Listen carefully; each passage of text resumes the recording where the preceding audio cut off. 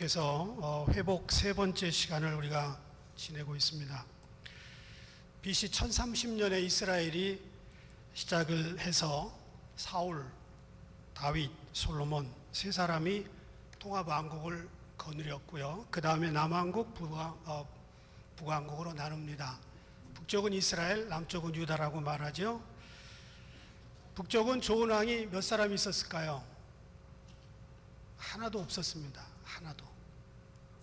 우리도 그러잖아요. 북쪽에 아무도 없잖아요. 남쪽은 그래도 선한 왕들이 종종 있었습니다. 그 중에 한 사람이 히스기야 왕인데 남왕국 유다의 13번째 왕이었습니다. 이분은 BC 728년에 왕이 돼서 29년을 다스렸고요. 그 아버지 아하스 왕의 길을 따라가지 않고 다윗의 길을 따라갔습니다. 그래서 하나님 보시기에 선한 일을 많이 했다 그렇게 나오고요. 열왕기하 18장 3절 보니까 부친 아하스와는 달리 여호와 보시기에 정직하게 행하여 산당을 제하며 주상을 깨뜨리고 아세라 목상을 찍으며 모세가 만들었던 놋뱀을 이스라엘 자손이 이때까지 향하여 분향함으로 그것을 부수었다. 그 다음에 열왕기하 18장 5절 보니까 히스기야가 이스라엘 하나님 여호와를 의지하였는데 그 전후 유다 여러 왕 중에 그러한 자가 없었으니 곧 저가 여호와께 연합하여 떠나지 아니하고 여호와께서 모세에게 명하신 계명을 지켰더라. 좋은 왕이었습니다. 지금도 예루살렘에 가면 히스기야 터널이라고 하는 수로가 있는데 그 안에 보면 지금도 차가운 물이 계속 흐릅니다. 무릎 위에까지 흘러내려오는 그 물, 히스기야 왕 때 아수르가 쳐들어왔을 때 그때 수로를 공사한 것입니다. 본문에 보면 이 히스기야 왕이 죽게 됐습니다. 25살의 왕이 되었고요. 14년을 다스리고 40세가 되었던 해였습니다. 40세, 한창 일할 나이입니다. 그리고 권력의 맛을 가장 만끽할 나이가 40입니다. 그런데 죽음의 소식이 들려옵니다. 이 경고장을 어떻게 할까? 그는 낙심하지 않고 하나님께 붙들고 결국 기도하여 생명을 15년 연장받게 됩니다. 이 사건 이사야 38장에도 기록이 됐습니다. 여러분, 히스기야라고 하는 말의 뜻은 여호와께서 강하게 하신다. 그래서 결국 그 인생을 강하게 하시고 15년을 연장합니다. 그래서 오늘 이 그의 회복이 어디에서 왔는가 몇 가지 나누려고 하는데 첫 번째 한번 보겠습니다. 기억할 만한 선행이 있는가? 기억할 만한 선행. 3절 보니까 그런 말씀이 있어요. 기억할 만한 선행. 내가 선행을 했던 걸 기억해 주옵소서. 여러분, 내가 앓고 있는 병의 전문가가 나에게 왔습니다. 의사가. 그리고 의사가 말합니다. 당신은 지금 3개월밖에 못 삽니다. 아니면 남은 기간이 한 달이 채 못 됩니다. 집에 가서 마음껏 드시고 마음껏 식구들과 이야기하고 퀄리티 타임 보내시고 그리고 세상을 떠나십시오. 이런 통고를 받았을 때 기분이 어떨까요? 머리로는 우리가 안다고 하지만 가슴까지 내려오는 이 서늘한 감정은 겪어보지 않으면 모를 겁니다. 이런 죽음의 통보를 받으면 죽음에 대해서 냉소적이었던 사람까지도 숙연하게 자기 인생을 돌아볼 수밖에 없습니다. 그래서 하나님은 가끔씩 사람들을 죽음의 골짜기로 몰아넣고 어떻게 반응하는지 그리고 하나님에게 전적으로 매달리는지 보고 계십니다. 마지막 죽음에 대한 태도가 살아온 날들을 대변할 때가 많습니다. 살아온 날들이 정직하고 진실하고 떳떳하면 죽음에 대해서도 크게 두려워하지 않습니다. 어떤 사람들은 예수만 믿으면 만사 형통이라고 말합니다. 성경은 그런 걸 가르쳐 준 적이 없습니다. 예수님 잘 믿어도 고난당하고 환난당하고 교통사고 나고 암 걸리고 그럽니다. 지금 히스기야는 의사가 얘기한 게 아니라 신정사회에서 가장 권위 있는 선지자 이사야가 찾아와서 당신은 죽습니다. 이렇게 얘기를 합니다. 40세 정도의 의사에게 사형 선고를 받은 경험이 있으신 분이 계신가요? 아마 베개를 적시고 울거나 받아들이지 않고 부정하다가 결국은 포기할 겁니다. 어떤 사람은 억울하다고 생각할 겁니다. 세상에 억울한 죽음이 한둘이 아닙니다. 2년 전에 보스턴에서 플로리다까지 내려오는 95번 도로에서 BMW 차가 불이 났습니다. 60세 한인 이연자 자매님이 돌아가셨어요. 펜실베니아에 사는 4살짜리 손자를 보고 막 내려오던 길입니다. 메릴랜드로. 남편과 이혼했습니다. 혼자 살고 있습니다. 아들 둘이 있는데 1년 전에 아들이 죽었어요. 그해 5월 달에 사고 났는데 3월에 아들이 죽었습니다. 이분이 저희하고 가까운 한인교회 나가는 분이었습니다. 2년 사이에 아들 둘 죽고 본인이 죽었어요. 이런 죽음 세상에 많습니다. 히스기야는 지금 한창 나이예요.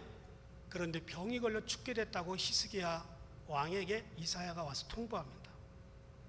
그는 하나님께 살려달라고 벽을 향하여 간절히 기도합니다. 죽음은 왕의 체면이나 신분을 생각하고 찾아오는 게 아니에요. 죽음은 거룩한 독재입니다. 저항할 수 없는 인생의 소환장입니다. 오늘 우리가 생각해 봐야 될 게 있어요. 내가 죽음에 봉착했을 때 히스기야처럼 하나님, 내가 정직하게 살았어요. 나 최선을 다해서 신앙생활을 했어요. 그 기억을 돌이키시고 내 생명을 연장해 주십시오. 이렇게 할 수 있을까? 그렇게 할 만한 과거의 영적 메모리들이 있는가? 여러분, 우리가 예수 잘 믿어야 됩니다. 평소에 신앙생활을 잘 해야 돼요. 전도, 선교, 성도들을 섬기는 일, 교회를 위해 헌신하는 일 잘해야 됩니다. 이런 것들이 쌓이면 혹시 내가 죽음에 봉착했을 때 하나님과 딜할 수 있는 티켓이 됩니다. 물론 하나님이 그것 듣고 다 살려주지는 않겠지요. 그러면 교회는 계속 살아남겠죠. 돌아가시는 분이 없이. 그러나 하나님은 그렇게 하지 않습니다. 어떤 분은 데려가고 어떤 분은 살려줍니다. 선행이 구원의 수단은 아니에요. 그러나 평소에 하나님께서 기억할 만한 선행을 많이 하신 분은 결정적인 죽음의 순간에 살리는 일들이 많이 있습니다. 사도행전 보니까 도르가라고 하는 여인이 얼터레이션을 했어요. 수선을 했는데 그 수선비를 받아서 가난한 사람을 많이 도와주었습니다. 죽었어요. 그랬더니 주변에 많은 그리스도인들이 모여서 이분이 평소에 이렇게 얼터레이션을 하고 수선을 하면서 많은 사람을 도와줬다. 옷을 가지고 와서 이야기를 합니다. 하나님이 살려주셨어요. 디모데전서 4장 15절 보니까 이 모든 일에 전심전력하여 너희 진보를 모든 사람에게 나타나게 하라. 바울이 디모데에게 한 이야기입니다. 전심전력. 여러분, 예수를 이렇게 믿어야 될 줄 믿습니다. 전심전력. 로마서 12장 11절에 말합니다. 부지런하여 게으르지 말고 열심을 품고 주를 섬기라. 열심을 품고.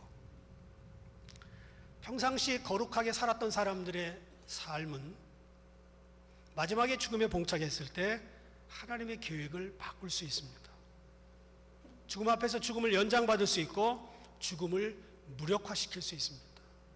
평소에 선한 기억. 하나님은 눈물에 약하신데 특별히 의인의 눈물에 약합니다. 그래서 우리가 내가 전심과 진실로 주님을 섬겼습니다 할 만한 썸띵을 많이 가지고 있어야 됩니다. 그래서 우리가 죽음을 맞이할 때 전부 살려달라고 그러자, 그러려고 제가 오늘 설교를 준비한 게 아닙니다. 히스기야가 평소에 하나님 보시기에 잘했다는 거예요. 이게 첫 번째 관심이에요. 그리고 두 번째는 살려주셨다는 거예요. 많은 분들이 평소에 제대로 못 살다가도 죽음이 임박하면 후회합니다. 그렇게 살지 않을 걸, 좀 더 사랑할 걸, 좀 더 참을 걸, 좀 더 덮어줄 걸. 죽음이 와도 크게 두렵지 않고 오히려 기뻐할 수 있는 사람들은 평소에 잘 사는 사람들입니다. 곧 하나님 앞에 갈 텐데 하면서 두려워하지 않습니다. 평소에 잘 사는 분들은 결정적으로 죽음도 잘 맞이합니다. 요즘 세상이 너무 부정직해요. 거짓된 사람이 너무 많습니다. 선하게 사는 사람들이 적어졌어요. 영어에 보니까 honest is the best policy. 정직이 최선의 방책이다. 그런데 그 말을 자신 있게 할 사람들 많이 없습니다. 오히려 이런 말이 많이 들려요. 정직하면 손해봐. 국가가 제시하는 통계 수치를 여러분 믿을 수 있습니까? 대한민국의 통계청장이 바뀌었어요. 통계가 달라졌습니다. 나라가 잘 되는 걸까요? 수치의 조작입니다. 대통령이나 장관들이 내세우는 업적, 정말 잘한 일일까요? 한 시절이 흘러가 봐야 합니다. 건축공사를 다 끝낸 감독관들의 이야기 못 믿습니다. 감리를 잘했는데 건물이 무너져요. 회사에서 이중장부를 만드는 일 허다합니다. 이분 교회까지도 그래요. 도대체 하나님 앞에서 깨끗하고 선행을 행하는 개인과 공동체를 이 시대에 우리가 얼마나 찾을 수 있을까요? 자기 합리화를 하고 다 그래야 산다 그러고 남들도 다 그런다고 합니다. 그런데 죽음 앞에 서서 내가 이렇게 떳떳하게 살았습니다 할 수 있는 그런 거룩한 메모리를 우리가 얼마나 지금 쌓아가고 있는가 돌이켜볼 필요가 있습니다. 두 번째는요, 회복은 통곡기도와 눈물로 옵니다. 3절 보니까 히스기야가 심히 통곡하더라. 5절, 내가 네 기도를 들었고 내 눈물을 보았다. 잠깐 지나가는 병이 있습니다. 몸살. 이건 지나가면 돼요. 몸살이 무슨 뜻인지 알죠? 원래 몸을 살살 굴려라. 몸을 살살 안 굴리면 그거 걸려요. 몸살입니다. 지나가는 유행병 쉽게 지나갑니다. 그런데 앉아서 기다릴 수밖에 없는 병들이 있습니다. 말기암 이런 병들. 히스기야가 뭔지 모르지만 그는 병에 걸렸습니다. 늘 기도했지만 특별히 죽음을 앞에 두고 심한 통곡과 눈물을 들였습니다. 사람은 자기가 죽는다는 것을 알면 정신이 번쩍 들고 생각이 달라질 때가 있어요. 그동안 소홀했던 믿음 생활에 대해서 제대로 한번 리셋해보고 싶은 마음이 들 때가 있습니다. 히스기야는 평소에 기도 잘한 분이에요. 19장 1절 2절 보니까 아수르가 쳐들어왔을 때 하나님 앞에 가가지고 국내 대신 제사장 장로들 다 불러가 모아놓고 함께 통성으로 기도합니다. 전쟁이 났어요. 국방부 장관이 무기를 다 내려놓고 서울에 있는 한 교회에 찾아가서 통성 기도했다? 난센스예요. 그런데 히스기야가 그렇게 했습니다. 평소에 이렇게 기도 훈련이 잘 된 왕이 20장에 넘어가 보니까 자기가 죽을 병에 걸렸어요. 기도합니다. 평소에 기도 잘하는 사람 위험 가운데도 기도 잘합니다. 벽 쪽을 향하여 기도합니다. 그 벽의 뒤에는 예루살렘 성전의 방향이 있습니다. 눈앞에는 두꺼운 벽이 있지만 그 너머에 하나님의 성전이 있습니다. 그는 기도가 벽을 뚫고 하나님의 마음을 움직일 것을 믿었습니다. 지금도 유대인들은 그 벽을 향하여 기도합니다. 무슬림들 메카를 향하여 기도합니다. 오늘날 많은 성도들이 벽 앞에 봉착해 있습니다. 실패, 절망, 낙심, 오한, 질곡, 경제적 어려움, 인간관계의 벽 앞에 부딪혔을 때 그 벽을 두드리면서 하나님께 기도할 때 하나님은 벽을 허물고라도 우리의 기도를 응답하실 수 있는 분입니다. 히브리서 5장 7절 보니까 그는 예수님은 육체에 계실 때에 자기를 죽음에서 능히 구원하실 이에게 심한 통곡과 눈물로 간구와 소원을 올렸고 그의 경외하심을 인하여 들으심을 얻었다. 예수님이, 하나님이신 예수님이 그리스도이신 그분이 죽음에 임박했을 때 심한 통곡과 눈물로 겟세마네의 기도를 드렸습니다. 겟세마네는 기름을 짜는 틀입니다. 그런 뜻이에요. 그분은 자신의 온 영을 짰습니다. 우리 인생 살면서 몇 번씩 이런저런 겟세마네의 고비를 경험합니다. 가장 어둡고 가장 아픈 시절, 가장 고통스러운 시절 누구에게나 있습니다. 그런데 내 인생 가장 처절한 고통의 시간에 가장 위대한 하나님을 찾을 수 있는 겟세마니의 크리스찬들은 용기가 있습니다. 그리고 그 기도를 하나님은 들으십니다. 이 겟세마니의 기도는 내 뜻대로 해달라고 하는 기도가 아니에요. 하나님의 뜻을 알지만 너무 힘들고 무거운 십자가 있기 때문에 잘 질 수 있도록, 잘 받아들이도록 기도하는 겁니다. 나를 바꾸도록, 고통을 없애달라거나 상황을 바꿔달라고 하는 단순한 기도가 아닙니다.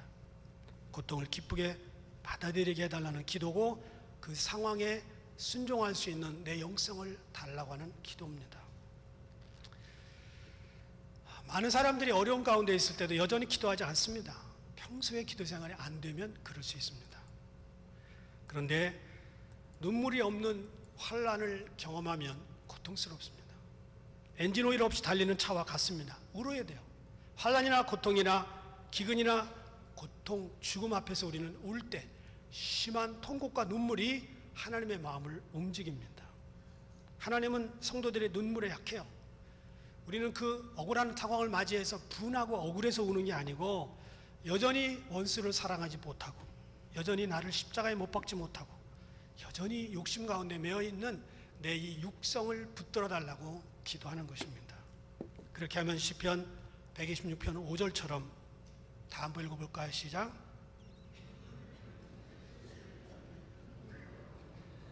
그렇습니다. 눈물 흘리며 씨를 뿌리면 기쁨의 단을 거둡니다. 34편 18절 다 같이 시작.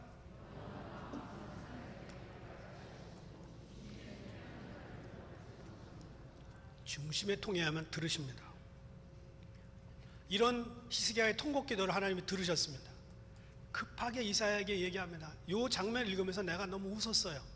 약간 웃었어요. 하나님 급하고 재밌다. 아니 금방 죽겠다고 그랬는데 다시 돌이켜가지고 성읍 가운데 나가기도 전에 돌이킵니다. 그리고 히스기야에게 가서 이 얘기를 해라. 내가 네 기도를 들었고 내 눈물을 보았노라. 오늘 말씀의 제목입니다. 지금은 뉴욕에서 목회하고 있는 어느 동료 목사님이 계신데 유학생 때 사모님이 백혈병에 걸렸어요. 죽게 생겼습니다. 아내를 병동에 집어넣어놓고 이게 어떻게 해야 되나. 사모님이 죽으면 나는 어떻게 목회도 하며 공부를 하는가. 병원 벤치에 혼자 앉아가지고 낙심하고 있었습니다. 마침 지나가던 흑인 여자 청소부가 이분이 목사인 줄도 모르고 성경을 내밀어요. 그 성경 보니까 고린도후서 1장에 있는 말씀입니다. 형제들아 우리가 아시아에서 당한 환난을 너희가 알지 못하기를 원치 아니하노니 힘에 지나도록 심한 고생을 받아 살 소망까지 끊어지고 우리 마음에 사형 선고를 받은 줄 알았으니 이는 우리로 자기를 의뢰하지 말고 오직 죽은 자를 다시 살리시는 하나님만 의뢰하게 하심이라. 목사예요. 평소에 수도 없이 말씀 증거했어요. 결정적인 순간에 자기의 환난을 만날 때 이 말씀이 목사의 말씀이 되는 겁니다. 언젠가 누구든지 죽음 앞에 서야 돼요. 부귀영화, 왕의 신분, 세상의 가치관, 통장의 어카운트 상관이 없이 죽음을 직면하게 됩니다. 여전히 보잘것없는 인생들은 그 죽음 앞에 피할 길이 없습니다. 돈으로 생명을 연장해 보려고요? 안 됩니다. 의사를 붙들고요? 의사도 죽습니다. 목사에게 기도 부탁하죠? 기도한 그 목사도 썸데이 죽습니다. 무당을 찾아가요? 종이 한 장 그거밖에 안 되는 부적을 몇십만 원 몇백만 원에 사서 품에 지니고 다녀요? 소용이 없어요. 하나님께 기도할 때 살 길이 있습니다. 안 살려주시면 그 하나님께 가는 겁니다. 이사야 58장 9절 보니까 내가 부를 때에는 나 여호와가 응답하겠고 내가 부르짖을 때에는 말하기를 내가 여기 있다 하리라. 마태복음 7장 7절 거라 찾으라 두드리라. 하나님은 히스기야 왕의 생명을 15년 연장해 주셨습니다. 이 통곡의 기도, 눈물의 기도는 하나님의 마음을 여는 열쇠가 되는데 그 열쇠 지금 저 여러분이 동일하게 가지고 있습니다. 아모스 5장 6절 보니까 너희는 여호와를 찾으라 그리하면 살리라. 세 번째는요, 회복의 징표를 구하라는 겁니다. 8절 보니까 징표를 보여주십시오. 그렇게 얘기합니다. 히스기야 인생에 두 가지 중요한 사건이 있습니다. 첫 번째 사건은요, 히스기야가 왕으로 즉위한 지 6년이 지난 다음에 북이스라엘이 망해요. 자기 31살 때 일입니다. 그 북이스라엘이 망한 이야기를 듣고 히스기야가 깨닫습니다. 옛날에 선지자들이 그렇게 경고했는데 예수 잘 믿으라고, 하나님 잘 믿으라고, 결국 우상 숭배하더니 북이스라엘이 망하는구나. 하나님의 말씀이 살아있네. 그리고 자기네 나라 망하지 않도록 산당을 제거하고 우상을 척결하고 종교개혁을 단행합니다. 예루살렘 성전을 수리하고 제사를 회복하고 백성들에게 첫 열매와 11조를 드리도록 이야기하고 6월절 절기를 회복합니다. 그 결과 역대하 30장 26절 27절 보니까 예루살렘에 큰 희락이 있었으니, 기쁨이 있었으니 이스라엘 왕 다윗의 아들 솔로몬 때로부터 이러한 희락이 예루살렘에 없었더라. 그때에 제사장들과 이 사람들이 일어나서 백성을 위하여 축복하였으니 그 소리가 들으신 바 되고 그 기도가 여호와의 거룩한 처소 하늘에 상달하였더라. 종교개혁 싹 하고 우리 똑바로 살자, 북이스라엘 망하지 않았냐, 이렇게 살아야지 했더니 나라가 젖었어요. 두 번째 아스라가 쳐들어옵니다. 두 번째 인생의 위기를 맞이합니다. 오늘 20장 1절 보니까 그때 히스기야가 병들어 죽게 되매. 이 그때가 어디냐? 이때가 언제냐면 두 번째 인생의 고비 아수르가 쳐들어왔을 때입니다. 아수르가 보니까 이제 북이스라엘은 망했는데 남유다가 새롭게 정비돼요. 성전이 수리됩니다. 그걸 보고서 저 나라가 저거 제대로 되면 우리가 힘들지, 공격을 합니다. 히스기야가 그때 병들었어요. 그때 죽을 병이 걸렸습니다. 너무 억울한 겁니다. 자기 나이 40세, 더 억울한 사실은 자기를 이을 아들이 없다는 거예요. 그것이 더 큰 문제였습니다. 열왕기하 21장 1절에 보면 그 다음 장입니다. 히스기야가 죽고 아들이 므낫세가 등극을 하는데 그때 므낫세의 나이가 12살입니다. 15년 연장받고 죽은 게 이제 15년 후인데 3년이 지나고, 생명을 연장받고 3년이 지나고 아기가 난 거예요.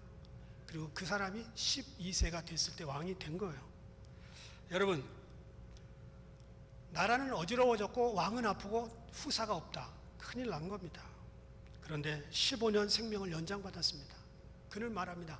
징표를 보여달라. Signs and wonders. 보여주십시오.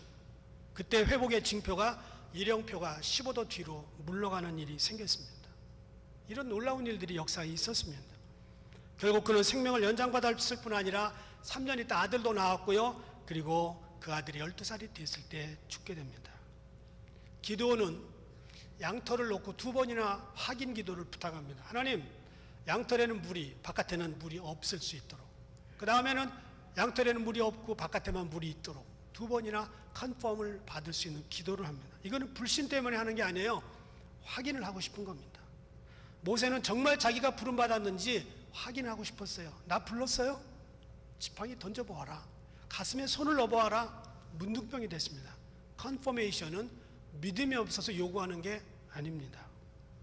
우리는 절박한 상황에 있을 때 연약한 인간임을 고백하고 주께서 허락하시는 회복의 은혜를 누릴 수 있어야 됩니다.